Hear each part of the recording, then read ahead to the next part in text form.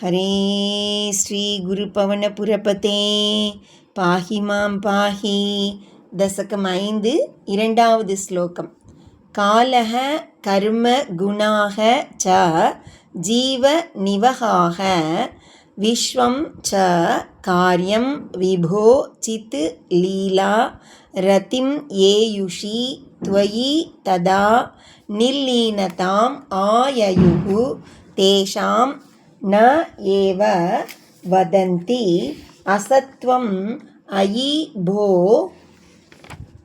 சக்தி ஆத்மனா திஷ்டதாம் நோ சேத் கிம் ககன பிரசூன சத்ருஷாம் பூயஹ பவேத் சம்பவஹ.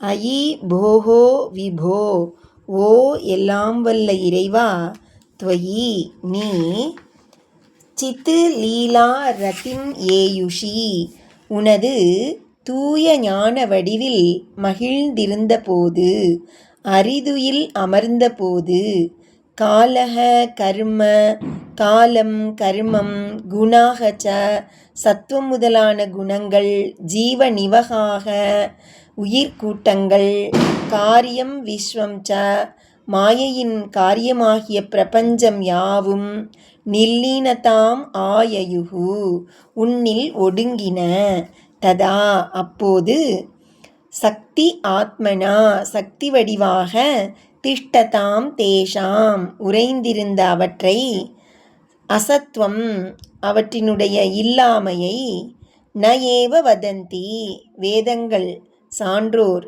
சொல்வதே இல்லை, நோ சேத் இல்லையெனில், முழுவதும் அழிந்தவையாக இருந்தால், ககன பிரசூன சதிருஷாம் ஆகாச பூக்களுக்கு ஒப்பாக இல்லவே இல்லாதவற்றுக்கு, பூயக மீண்டும் படைப்பு காலத்தில், சம்பவகா தோற்றமானது, பவேத் கிம் ஏற்பட முடியுமா?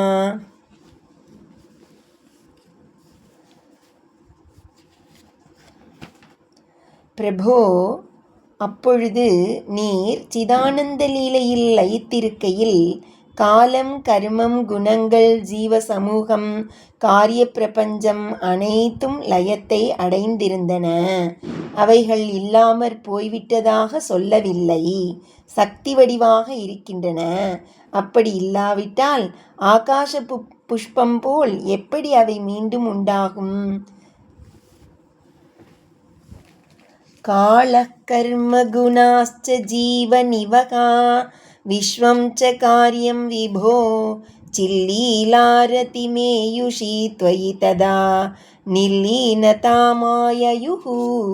தேஷாம் நைவ வதந்த்ய சத்வமயி போ சக்த்யாத்மனா திஷ்டதாம் நோ சேத் கிம் ககன பிரசூன சத்ருஷாம் பூயோ பவேத் சம்பவஹ.